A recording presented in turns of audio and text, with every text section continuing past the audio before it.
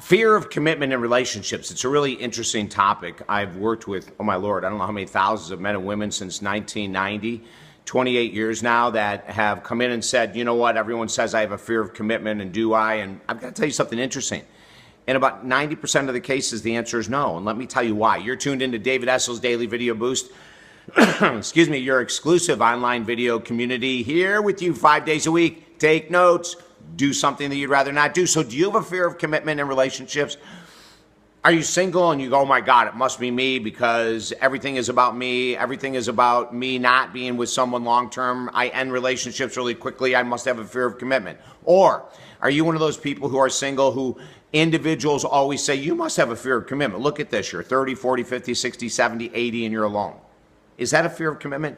Are you in a relationship right now where that you really don't want to commit? In other words, get married, move in full time, whatever it might be, and people are saying, oh, he or she must have a fear of commitment. Well, let me talk about commitment. What does that mean, a fear of commitment? So if you have a fear of a commitment, you wouldn't show up to work every day because you'd be afraid to committing that amount of effort, right? You wouldn't take care of your body because you don't want to commit to a gym membership.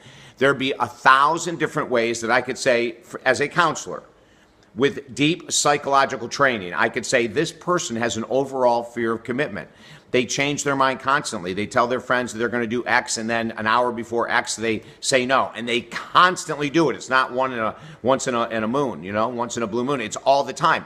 Those type of people might have an interior, deep psychological issue with commitment.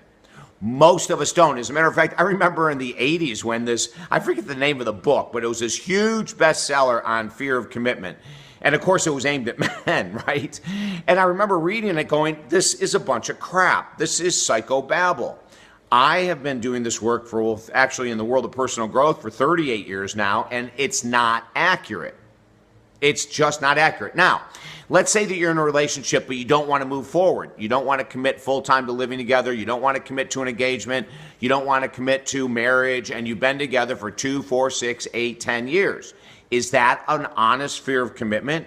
It may not be. And let me tell you why. Point number one, it might be that you're with the wrong person. That's just a fact. It could be that you're sitting there with someone going, I want them to be this, and I want them to be that, and I want them to be this, but they're not changing according to what I want. And so, but I'm going to hang in there, and I'm sitting there, and someone says to you, well, why aren't you married yet? Why aren't you engaged yet? And it's not a fear of commitment. It's just that you might be with the wrong person, number one. Number two, if you're in a relationship and you aren't committing to the next level, whatever that might be, it could be that you have resentments from the past against men and or women that you haven't cleaned up. And so there's this nagging underlying fear, but it's not a fear of commitment as much as it's a fear of getting hurt, a fear of being abandoned, a fear of being left behind, a fear of being rejected, a fear of being not enough. And in that case, it has nothing to do with commitment. It has to do with cleaning up those insecurities, cleaning up that low self-confidence, cleaning up that low self-esteem. Does that make sense? So before you say to your friends, he or she must have a fear of commitment, or before you take that on and wear it as some type of a cloak or an anchor because other people feel that, let's get to the core of it, okay? Let your friends and family know that I am on the air here for them as well. The Daily Boost, 5 days a week. And if you're watching any of these boosts and you say, oh my God, you know what? I need a little help with my body or my attitude or this fear thing, or I need help with my career or my finances, just simply send me an email to talkdavid.com. You and I will talk and we will kick butt together, okay? Have a beautiful day.